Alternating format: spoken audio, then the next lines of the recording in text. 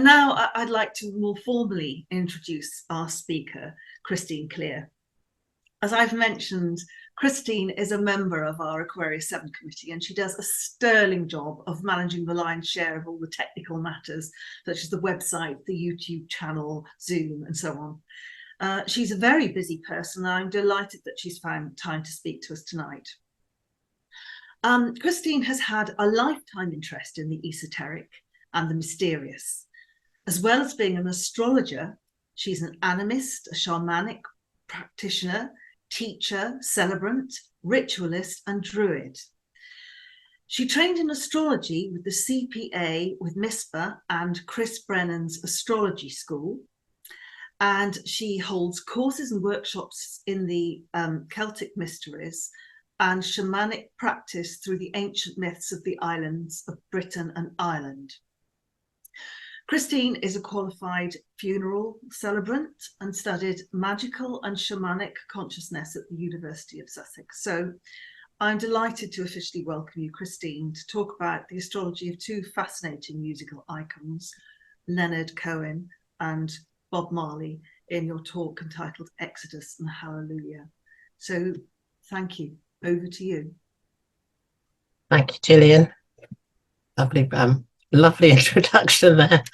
Let me just start by sharing my screen. So you should be able to see my screen now, everyone. Jolly good show. Okay, so Exodus and Hallelujah, exploring the astrology of Bob Marley and Leonard Cohen. So I was inspired really to do this quite a long time ago. There's almost a kind of poignancy with what's going on in the Middle East at the moment, especially with Israel and Palestine, and picking these two people and their religious views was really the inspiration to explore what they were like and how it was reflected in their own astrology. But the other inspiration, I suppose, really is it's almost a tradition for Aquarius 7 to hold at least one presentation a year on the theme of greats, whether it be great artists, great classical musicians, gardens, and so on. So I thought it'd be interesting to look at some subjects of more recent icons in the music world. And to be honest, I began with looking at three, but I found so much in the lives of Bob Marley and Leonard Cohen and their charts that really it wouldn't have been possible to do more than two. So let's move on quickly and get into it, because there's a lot to get through. So Bob Marley was born on Tuesday the 6th of February 1945 at 2:30 local time in a tiny place called 9 Miles, actually, St Anne's Bay, Jamaica. The photograph there is his home where he was born, and it's now a museum and a mausoleum celebrating his life. So humble origins indeed. His father was a guy called Norval Sinclair Marley, and he was a white Jamaican of English descent, and he worked as a rural overseer in Jamaica. And he was a Liverpool-born former captain of the British Army, so a very interesting chap, but we know nothing more about him, really. Bob Marley's mother was a teenager called Cedella Booker, and she lived in 9 Miles in rural Jamaica. Now, most biographies tell us that the couple planned to get married when Cedella fell pregnant, but that Norval left her before it could happen. There are a few biographies that I've been exploring with quotes and so on from local people who say that they were actually married on the day that she told Norval that she was pregnant, but that Norval, after the marriage, left St Anne's Bay straight away and never returned. So a rather nice chap, you might say. So this is Bob Marley's chart, which you can see here. So if we take a quick look at it, we can see that he's got Sagittarius rising here with Jupiter right up on the midheaven here as its ruler. And Jupiter also rules the 4th house of home. He has a sun in Aquarius right on the cusp of the 2nd, 3rd house, and depends on what house system you use as to whether it is in the second or the third. So his sun in Aquarius is very close to the third, but we'll say it's in for the second for the time being, and it rules his sun rules his ninth house here, with it, Leo on the cusp there, and that moon, the sun is ruled by this Saturn in the seventh house. That restrictive Saturn in the seventh house rules his sun. Or if we use modern rulerships, then we're looking at a sixth house Uranus in Gemini, which is then conjunct his descendant, as you can see as well. His moon is in Scorpio in the 12th and rules his eighth house. So there's some deep, mysterious stuff going on there, we might say. And the moon is ruled by a second house exalted Mars in Capricorn. And we'll see as we go along that Mars plays quite a big part in some events in Marley's life.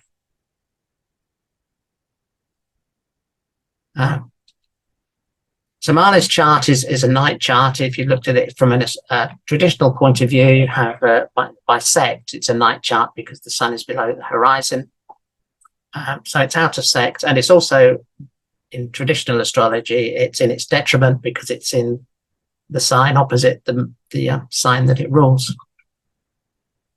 It's also opposite Pluto in the 8th and makes a trine, a wide trine. They're both quite wide, actually, both these aspects, but they make a wide trine to Uranus. And it's also sextile the ascendant, but there's some uncertainty about the exact time of his birth. So we might have to take that with a little bit of a caveat there, that it might be as close as we see it there. So the sun represents the core identity and ego and purpose of a person in this lifetime. And Aquarius is an air sign that values freedom, innovation, and originality. It's in the second house, which is all about physical resources and especially our money. If it's in the third house, then we could say it's associated with communication, learning, siblings, which as far as I know, he didn't have any, and also the local neighborhood. So this indicates, I think, a person who expresses their need for freedom through working to change society as a whole, to create something new and different from what has come before. And I think we'll see that in his politics and his religion, as well as him expressing it through his music as we go through this evening.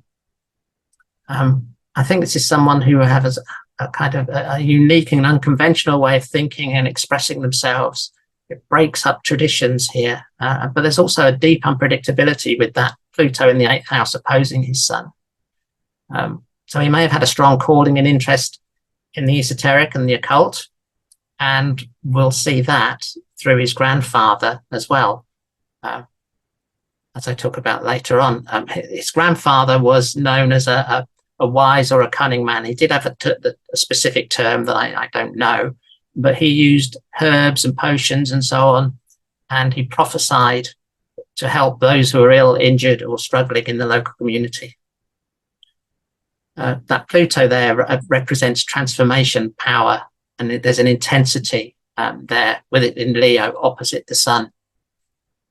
So valuing creativity, self-expression, and recognition.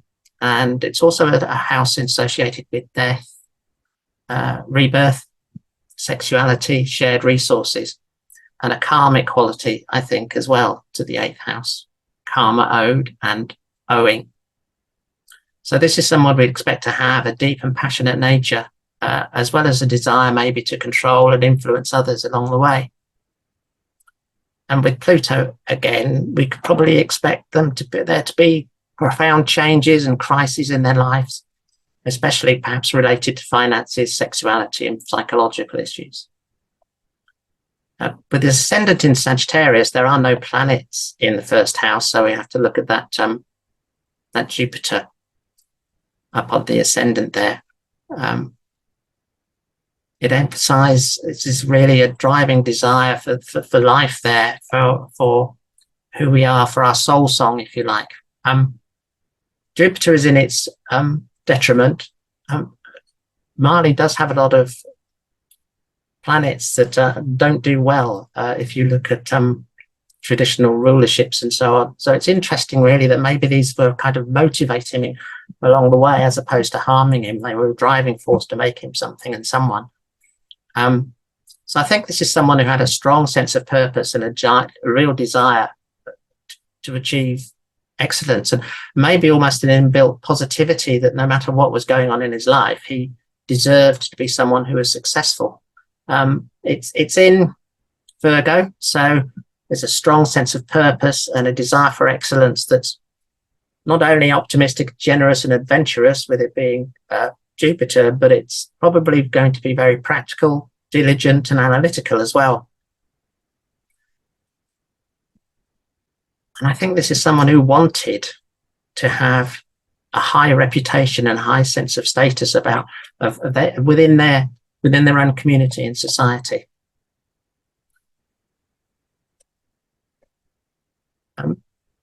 Had a look at all the hard aspects that come up in his chart, and there aren't very many. This is really interesting. Really, the only hard aspects, if we take traditional Ptolemaic aspects anyway, without the inconjuncts and so on and so forth, we've literally only got this T-square in his chart.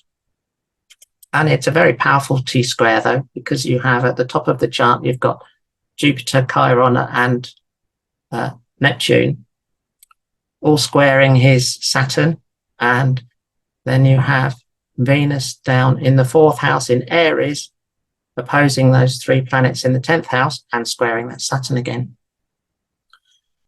So that Saturn in Cancer in the 7th house for Marley, I think there's this sense of discipline, responsibilities, certainly limitations in his early life, loss, death, endings, seriousness and a maturity as well. Maybe the wisdom born of hardships and limitations, especially in one-to-one relationships and maybe with open enemies as well. But it's in a way that's lunar and deep, ruled by that moon in Scorpio in the 12th. It's probably something that he's not going to be happy to share with very many people.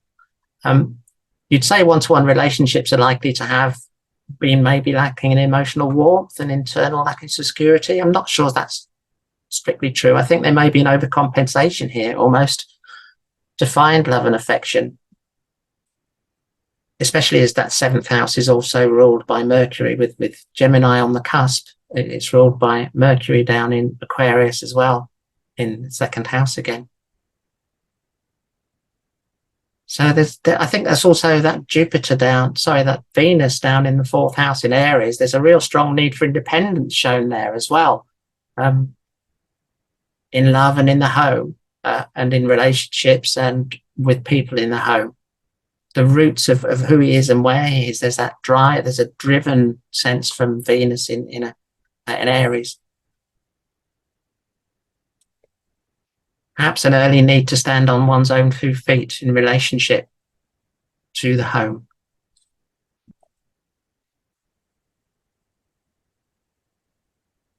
T-square also hits that Neptune here in Libra. So that brings in all sorts of things around imagination and lack of boundaries, which are completely against that Saturn that brings in that discipline. But there's all sorts of imaginative possibilities there, fighting that Saturnian discipline. So this could probably manifest in terms of some form of spirituality, addictions, and being some sort of a visionary as well. And of course, he was well known for smoking weed all his life, really.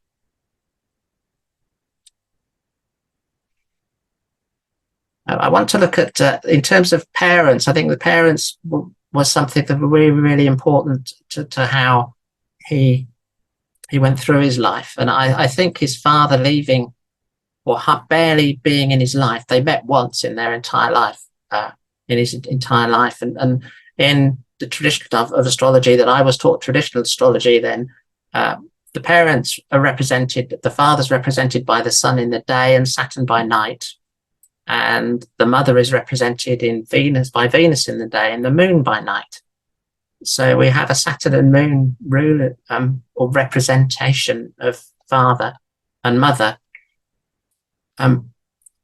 So that's Saturn there in Cancer, a need to feel at home and loved and in a relationship there is with Saturn almost creating a blockage in that. And his father was barely engaged in Marley's life at all. He was, the only time they interacted was when Marley's father took him away from his mother when he was very, very young, and took him to Kingston, and then abandoned him there to an aunt that Bob Marley had never met before, who lived in the poorest part of Kingston. And that must have been a really strong, lasting scar, I think, on how he saw parenthood and relationships. Norval died in 1955, having never seen his son only that one time.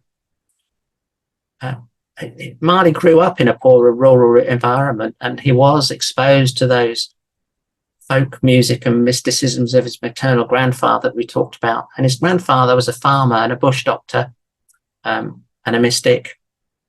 And through him, Bob Marley learned to read the palms of other people. And it's said that in some of the biographies that he developed a very shy and aloof personality. So again, that maybe that Saturn is coming through in those relationships, one-to-one relationships with those around him.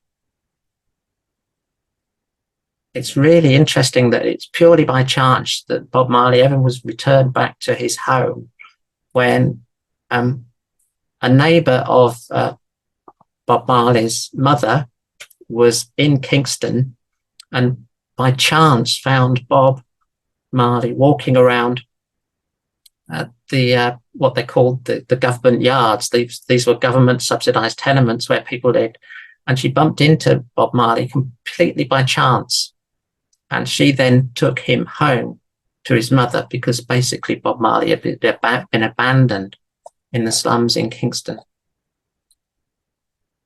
So he came back to his mother then for a while, but that was never an easy relationship either. And I'll talk about that in a second when we come to the moon and how that panned out for him. While he was in Kingston, even at a young age, he became really interested in the music scene, and especially the ska genre that was doing the rounds in the early 60s when he was still quite young, which is a fusion of American rhythm and blues and Jamaican mento.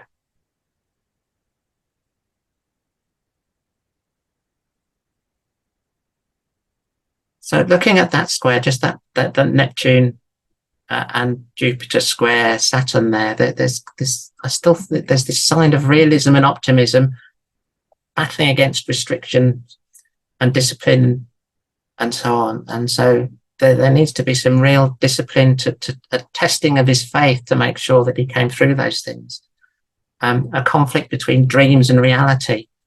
And perhaps those dreams were fueled by a desire to break out of where he was and how he was living his life from a very early age. So his mother, if we say that his mother is represented by the moon in Scorpio, is insect. As it's a night chart, it's above the horizon. So at night, the moon above the horizon is a good thing. But it's in Scorpio in the 12th, and it rules Cancer in the 8th. And is ruled itself by Mars in Capricorn in the 2nd. So the moon reflects the light of our own soul's divine intention in a way. It brings it into physical and immaterial expression, our safety and emotions. But as I say, it also represents the mother. And we know he had a really complex relationship with his mother. For his entire life, he really, really struggled in that relationship. And when he was returned home after his father abandoned him in Kingston, it said that she refused to even hold him. She threw him in the house and basically abandoned him and said she didn't want anything to do with him. And yet Marley was very, very close to his mother. It's a really strange relationship that they had throughout that time. How he coped and dealt with all those things.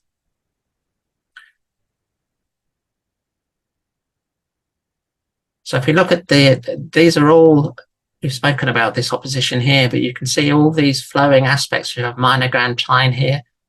We've got Mercury sextile to Venus, and Mercury trine up to, really, you could say all three of those, although it's an out of sign.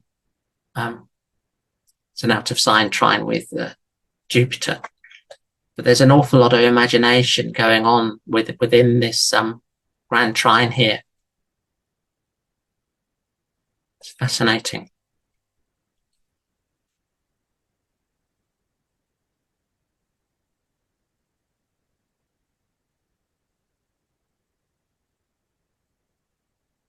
So that Mars in Capricorn, I think we need to talk about as well, although we've not mentioned it so far. There's a real strong ambition and determination and drive to achieve goals and aspirations with Mars in Capricorn, a very powerful Mars. It's in exaltation there, so it's all but the ruler. In some ways, it is probably more powerful in some ways, really, in the second house there. So the poverty of his early life, I think, is a driving force, and it shows that he's capable of hard work, perseverance, self-control, someone who's absolutely determined to succeed, who won't give up. I think as someone who's realistic, practical and cautious, but someone who's prepared to plan ahead and then take risks along the way. Mars, as we know, likes to take to action, and it will take risks when the time is right. There's a talent for leadership, I think, being shown there, and the ability to handle responsibilities and be an authority yourself with that there. It's possible they can be too rigid or conservative or pessimistic, but with that Jupiter at the top of the chart, I think that pessimism may be overwhelmed by the Jupiter. And there might well be things that don't come out in his life. But overall, he was an immensely positive person. His lyrics in his songs and his words and his speeches were generally very, very positive.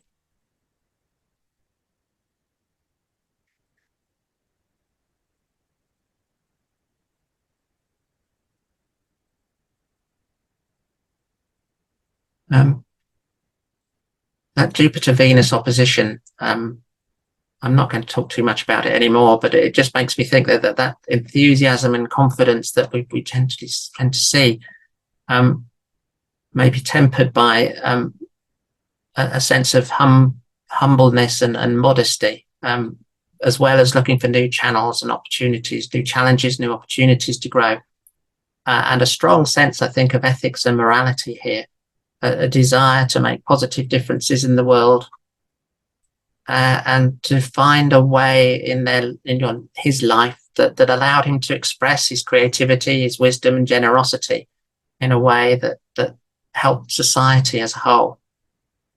You'd imagine he was probably someone who was well organized and efficient and able to handle complex tasks. And doing so because they're seeking respect and admiration from their peers and their superiors in many ways. Of course, we have that trine as well between the moon and Venus as well.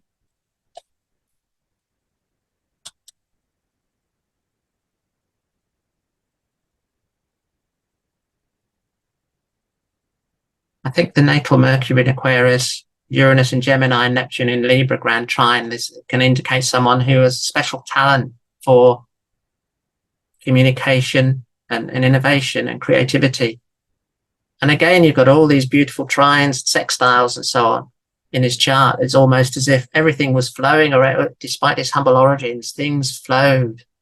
The oppositions and the squares, the opposition and the squares with the driving force, and then everything almost came naturally to him.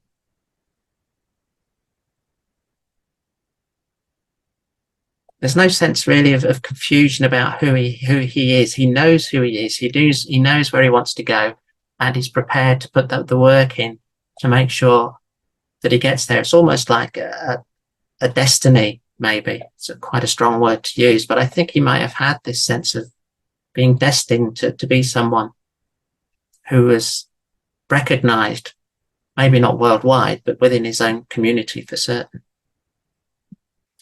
So how does some of these things play out in his chart? If we look at relationships and the seventh house, Marley had lots of significant relationships, and he was married, and his marriage took place on this date, 10th of February, 1966 in Kingston, Jamaica. And they'd met when they were both aspiring young musicians in Kingston.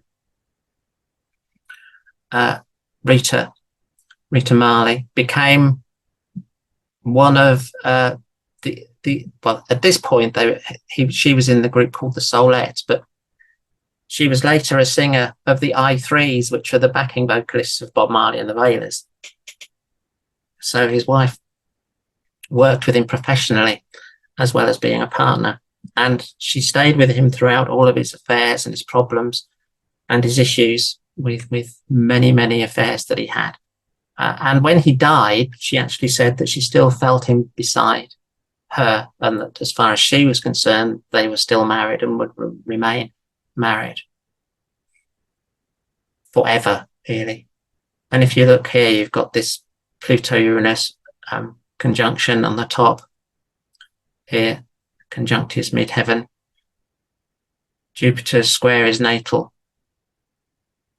Jupiter.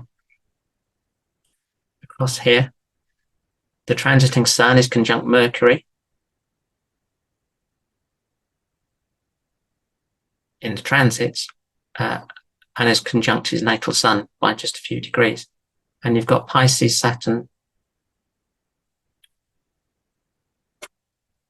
here, conjunct his IC square his descendant, if we accept that those times are right. And Venus trine natal Jupiter.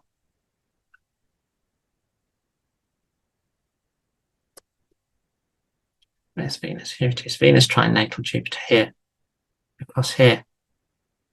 So there's some really lovely aspects there, and it's really interesting to see that. That's just an example.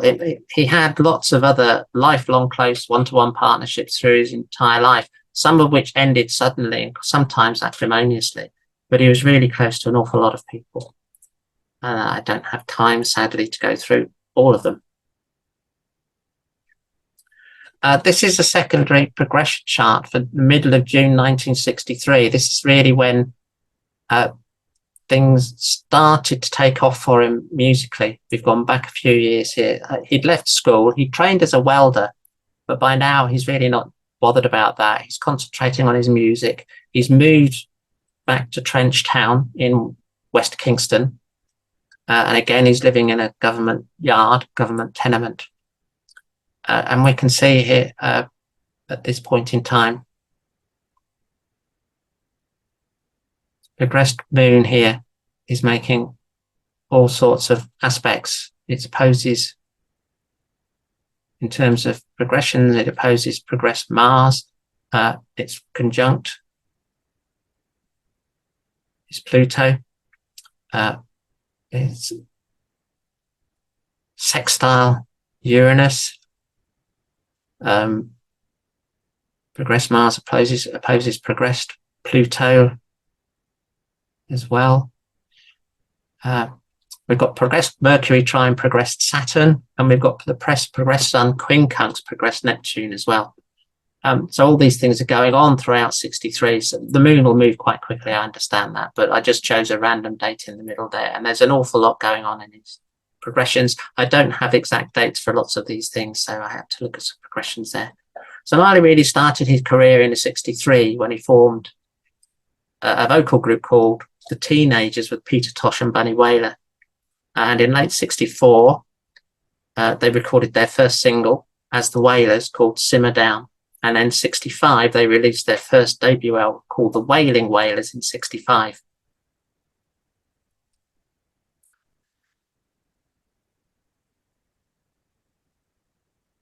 So we have to move on a little bit now until things start to move for them in the early 70s. So they had quite a difficult period of creativity at this point in time. And they actually found themselves in London alone. trying to find their way. But this is where they met Island Records boss, a guy called Chris Blackwell, and they were signed to Island Records by Chris.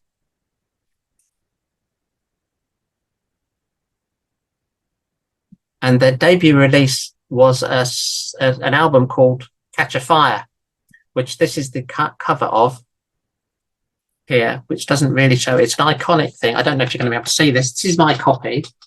And the thing about it is, the wonderful thing about it is it actually opens up as a lighter. They stopped making it like this after the first few presses, after a first press. So I'm lucky to have that.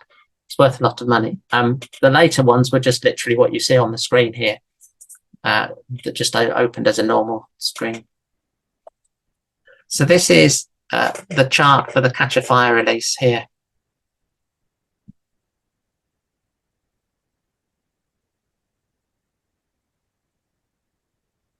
We can see Sun and Venus together in his 5th house. We've got Mars conjunct his Sun. We've got Jupiter conjunct his Mercury there as well. Saturn on his descendant. And Pluto right at the top of his chart here, going across all these 3 planets in his 10th house. So this is around the time that he first appeared on BBC One and on BBC's TV's Old Grey Whistle Test with Whispering Bob Harris as well.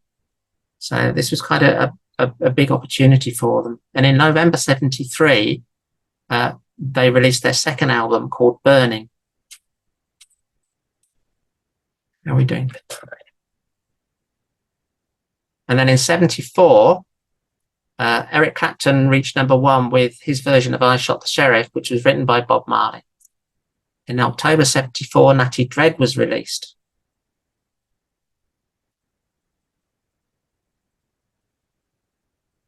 And then in 1975, they played 2 concerts at the Lyceum Ballroom in London.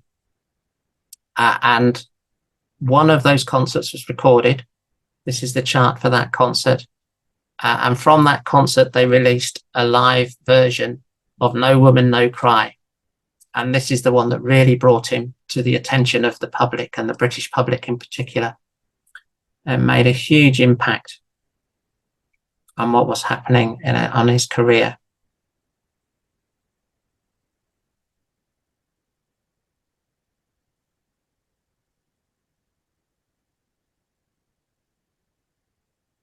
Sun, Saturn up here in Cancer.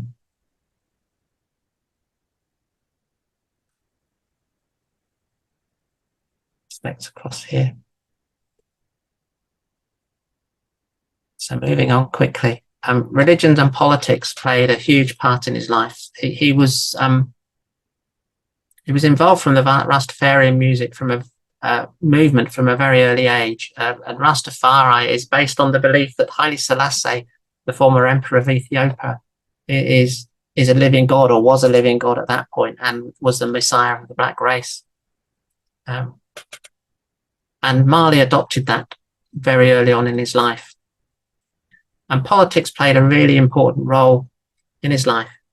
And he campaigned for Michael Manley of the Labour Party for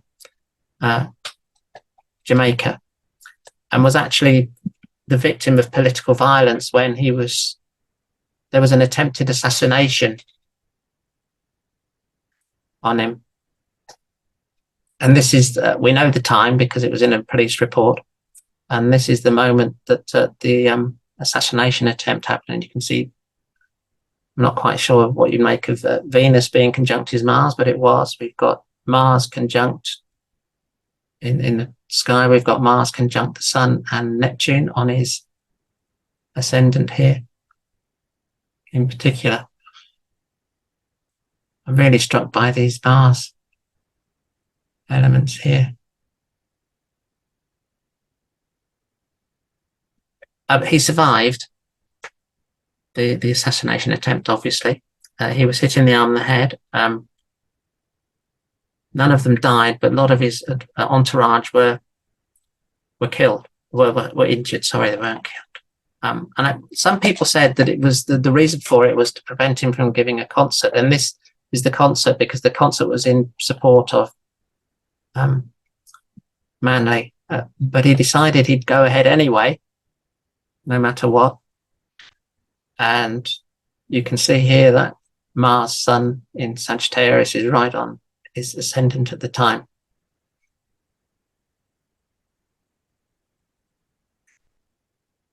A few years later, he gave another concert, this time called The One Love, where he was trying to bring people together in Jamaica.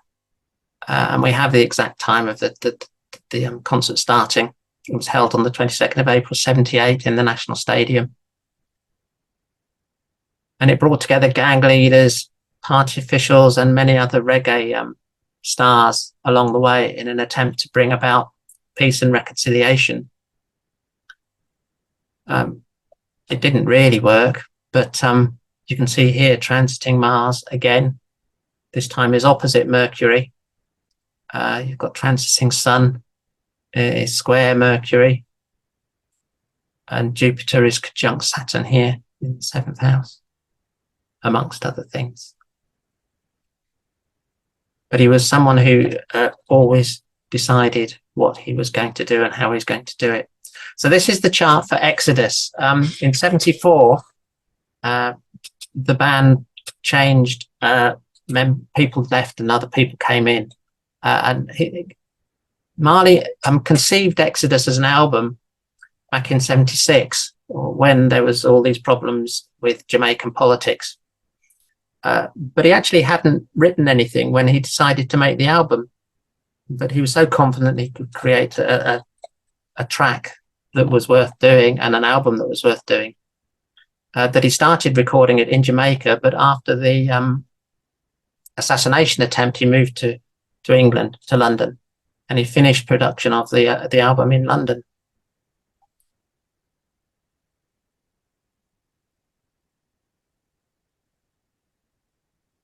So you can see the chart again there for the exact date of the release. And again, the angles are playing a really important part here. You've got Mars conjunct Venus again, just here, and Saturn on his Jupiter, on his Pluto. So the album itself was called a classic, and Time magazine called it the best album of the 20th century. It was rated as number 169 by the Rolling Stones in their top 500 albums of all time, but was later revised upwards to number 14. So he moved up as it got older and so on. In September 1980, Marley collapsed while he was out jogging, and cancer was detected in a foot that he'd injured many years before when he was a child, and his grandfather had tried to heal it, interestingly enough, but apparently it's swollen up to 3 times the size that it should have been. But he survived that. But he had cancer detected then, and he decided to become baptized into the Ethiopian Orthodox Church as a Christian Rastafari in November 1980. And he died on May the 11th, 1981, at the age of 36 in Miami. And this is the chart of his death. I don't necessarily hold much scope by death charts, but they are often interesting to have a look at. And you can see right at the top here, Saturn and Venus are conjunct on his 10th house planets, and you've got Uranus conjunct the moon, and Venus transiting Venus is opposite his moon at the same time. And the transiting nodes here are on his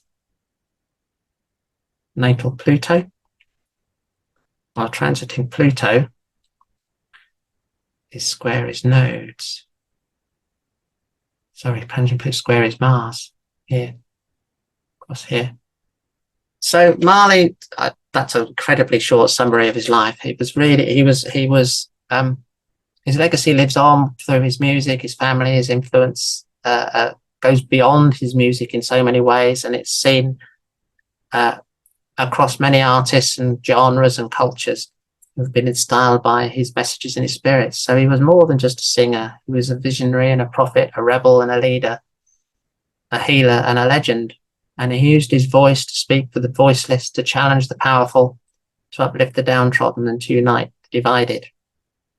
So he was a man who lived by his faith, his love, and his music. He was a man, really, who changed the world. So let's move on to Leonard Cohen. So this is a picture of the Cohen household where Leonard Cohen was brought up, and you can kind of see the contrast between that and Bob Marley's background. And Leonard Cohen, Leonard Norman Cohen, was born on 21st of September 1934 at 6:45 a.m. local time in Montreal, Canada. And he was born into an Orthodox Jewish family in Westmount. So we saw Marley's religion was very, very radical and different. Leonard Cohen's upbringing was very orthodox within the Jewish faith.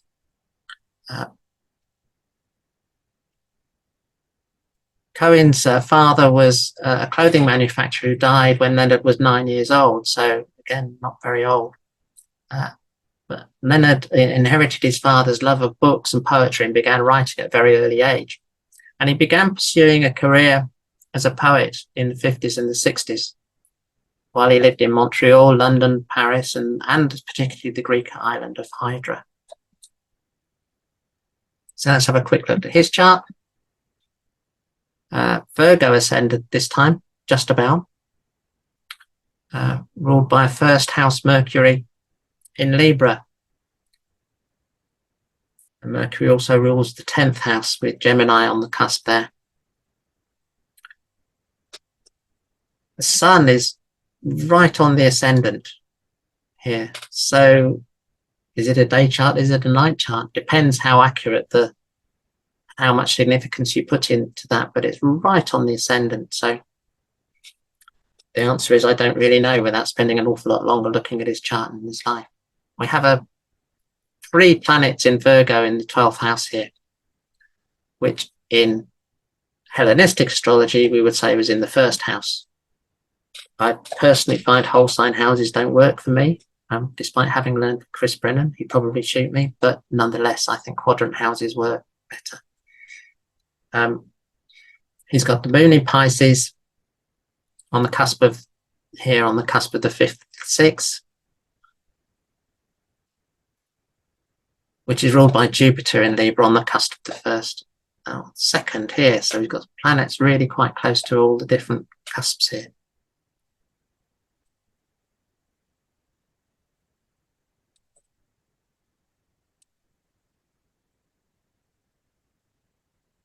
So let's a quick look at that Virgo stellium there. I guess you'd say this is someone who's practical, efficient, discriminatory, analytical, critical, fault-finding, maybe obsessive. There's a deep need to analyze here with what's going on with that there. And Venus sitting there, representing love, friendship, harmony, beauty, sensuality, relationships, desire, pleasure. I can't help wondering if there's someone who is seeking perfection. Neptune there as well, illusory, transcendent, otherworldly,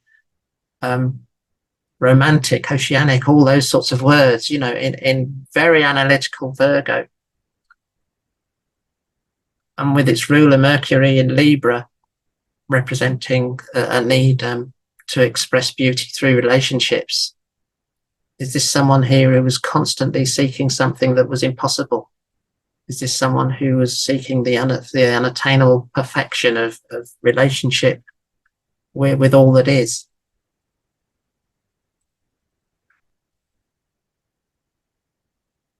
Maybe he found, with that moon on the cusp there of the 5th, 6th house, being ruled by Jupiter, maybe he found some sort of relief through and safety through his work and his creativity with the Aquarian Saturn there in the 5th house.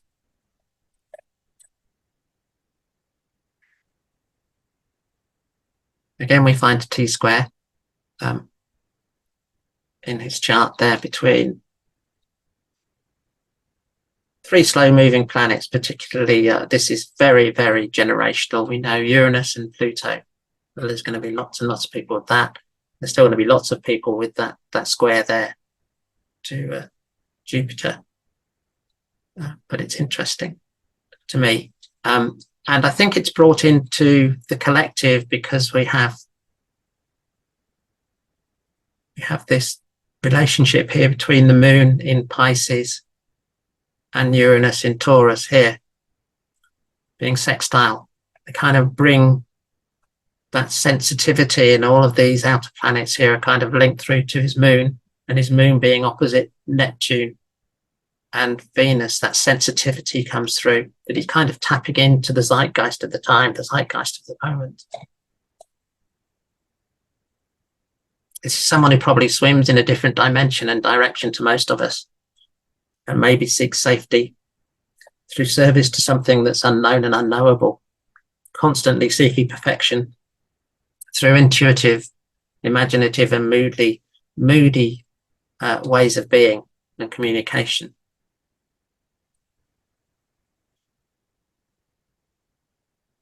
I've just talked about these oppositions here. We have a Saturn-Mars opposition, quite a wide opposition, but nonetheless it's there. Saturn-Mars, you know, that urge for action, causing friction and difficulties against a Saturn here that wants to be stable, but it's in Aquarius, so it rules. Saturn rules Aquarius in ancient astrology, so but it wants to be outside of the boundaries. It wants to create new boundaries, different rules, new rules. So again, you have that something fighting within himself about who he is, what he wants, and how he wants to achieve it. If the sun is exactly square, is mid-heaven, then you've got that sense of desire for reputation, social standing and fame that Marley seemed to show as well.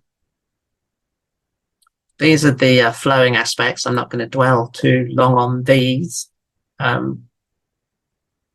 These grand trines are all related to his midheaven. So he's rated A, his chart's rated A.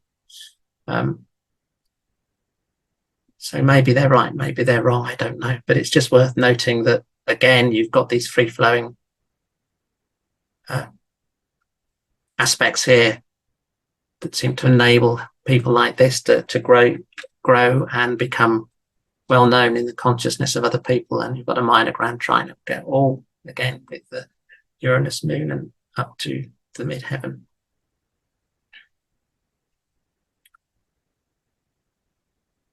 I wonder whether this is someone who his relationships, whilst they were highly sexual, and we know that, but I wonder if this is someone who wanted to communicate more. This is about cerebral relationships, a chart with Mercury in Libra. This is someone who wants to talk. This is someone who needs to communicate and to take action within those relationships as well. And maybe it's someone with this Mars here making a sextile with his Mercury. Maybe this is someone who, if he doesn't feel he's in control or isn't getting the praise and attention he needs and desires in relationships, has to move on and end them, because some of his relationships did end quite acrimoniously and difficultly. And so these are some of those relationships here. You can't go through Cohen's charts without looking at this. These are some of them. They're not all of them. These are some of the things people said about him. So Judy Collins, Judy met Leonard in 1966 when he was still moving into becoming well known. He was still much more a poet than a writer. of songs and as a performer. And she says, when I met Leonard in 66, he came to my house and was sent to me by one of our mutual friends who said, this guy's just written some songs and he wants you to tell him whether you think they're songs and whether there's any point in sending them around to various singers, and he'd like to start with you.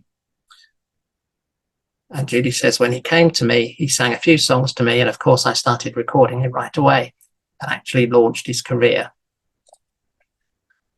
He had a relationship with Joni Mitchell, and that ended, but unlike so many, Joni's never really spoken about it, and Leonard never really talked about that to anybody else or referred to her openly in any of his songs. Unlike Janis Joplin, who he wrote Chelsea Hotel No. 2 about after their relationship broke up. And this is just one part of the song. It's quite an unkind song, really. And Janis Joplin was really well known back in the 60s and 70s, and a wonderful singer who died tragically of a drug overdose. So the lyrics go, I remember you well in the Chelsea Hotel. You were talking so brave and so sweet, giving me head on the unmade bed while the limousines wait in the street. So Suzanne Vidal, this is the Suzanne of his song, the song Suzanne. And Cohen says it's completely accurate. Asked whether there were tea and oranges involved, Cohen laughed. Well, the tea actually had little pieces of orange peel in it, but tea and oranges sounds better, doesn't it? She lived near the water in Montreal, and she did use to take you down to the place near the river. You could hear the boats go by and you could spend the night beside her, all those things. And I touched her perfect body with my mind, mostly because she was married to a friend of mine and I couldn't touch her with anything else. So there's that Mercury coming through. Then Marianne Island, a long-time partner, and they stayed, they split up after a long time, but they kind of remained in love with each other from a distance. But when she heard she was dying of leukemia, he wrote to her saying, well, Marianne, and this is just a few weeks before he died, well, Marianne, it's come to this time when we're really so old and our bodies are falling apart, and I think I will follow you very soon. Nico, who was a singer in the late 60s scene and played with Velvet Underground and so on. And Cohen called her the perfect Aryan ice queen. Then the second Suzanne, who he always had a strained relationship, and yet was the mother of his two children. And she says of him, I was devoted to him. As long as someone like him was in the universe, it was okay for me to be here. I was walking on tiptoe, anything for the poet. Our relationship was like a spider web, very complicated.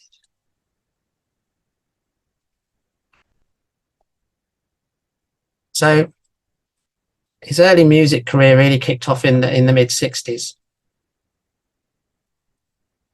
with those songs, and Songs from a Room, songs of Leonard Cohen. Here's my copy of Songs from a Room from way back in 69. It's gone a bit out of focus. You can't see it. That's a shame. It's lasted well. So this is the progress chart for 67, 68 here, for late 67. It was 67 and 68 that his career became he became to the public eye, let's put it that way. So you can see here the chart. I'm not going to go through it in great detail. You can see the aspects, see what's going on there yourself. Some really strong aspects between Moon and Mars and what have you. And by the end of 67, he'd recorded songs of Leonard Cohen, Suzanne and So Long Marianne were all on that album.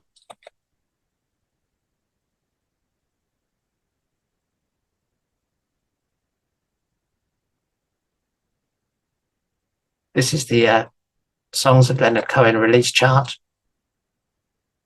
his first album, and you can see the aspects for yourself there. The node's right on top of his Jupiter opposition to Uranus.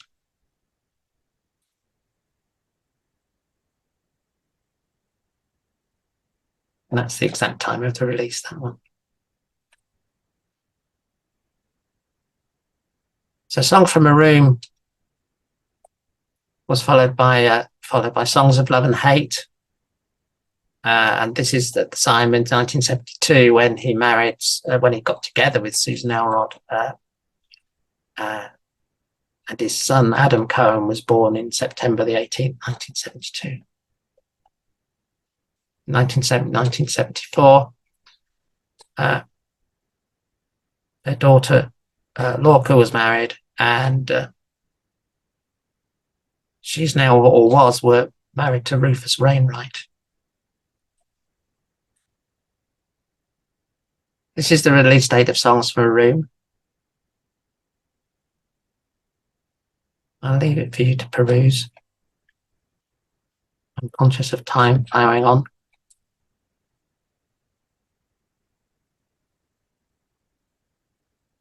And this is the release date of Death of a Ladies' Man.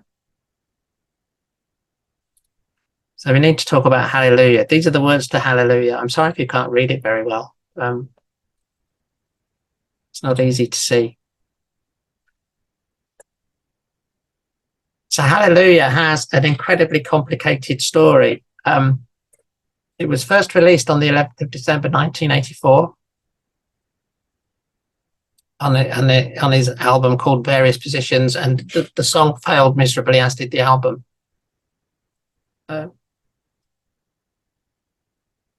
It's said that Cohen wrote as many as 180 draft versions of Hallelujah. And Cohen himself says he tried 150 different versions of Hallelujah and the different verses before he chose the verses that he actually put on the album. But it sank without trace, in all honesty.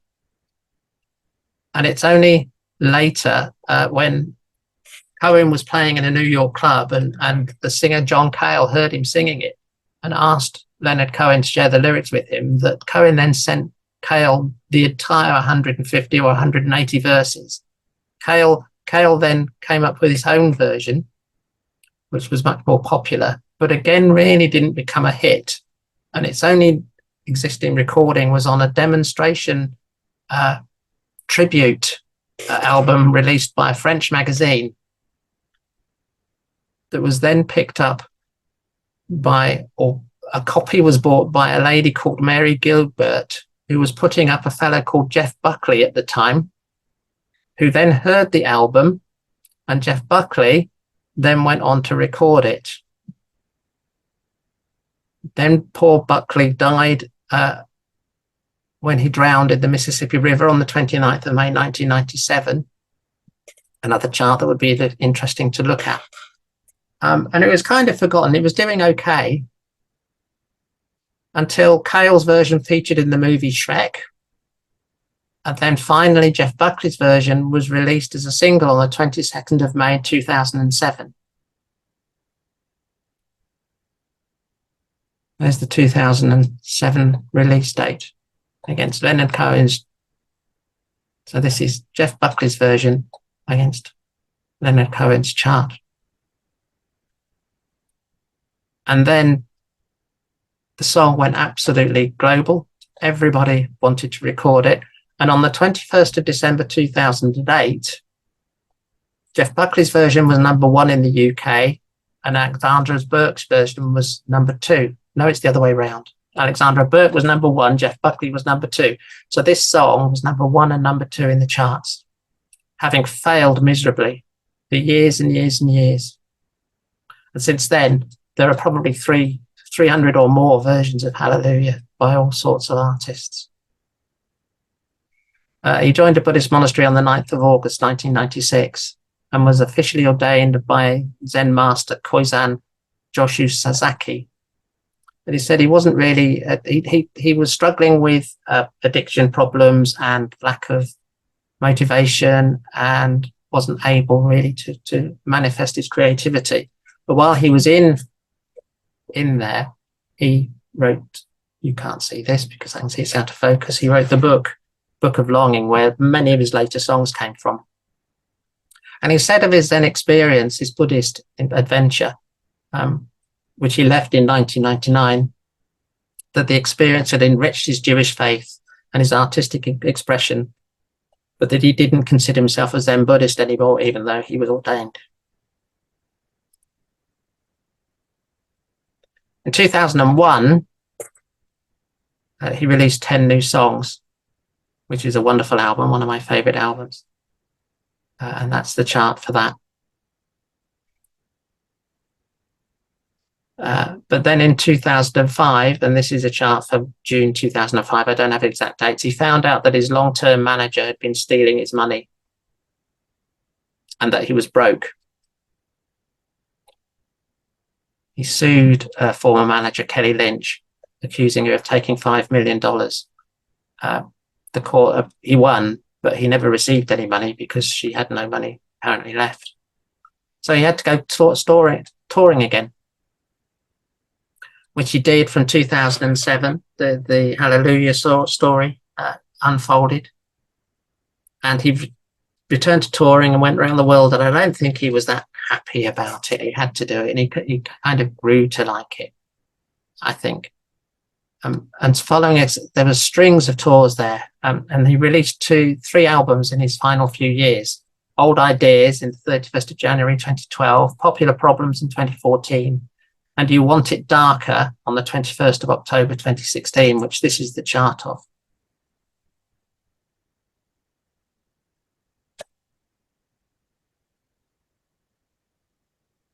And Cohen died on the 7th of November 2016 at the age of 82. And here's his chart.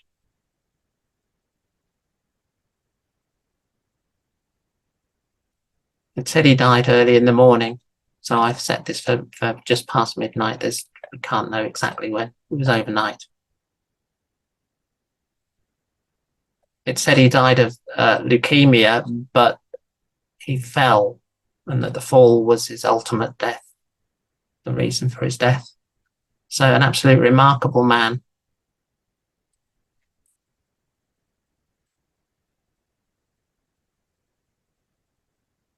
His writing process, unlike Bob Marley, wasn't easy and straightforward. It didn't come easy to him. His songs never came easy to him. He was always constantly revising them and trying to improve them and thinking they weren't good enough. And he said of himself, I'm addicted to perfection. I'm always trying to get it right. And I think You Want It Darker, his last album before he died, really does sum that up.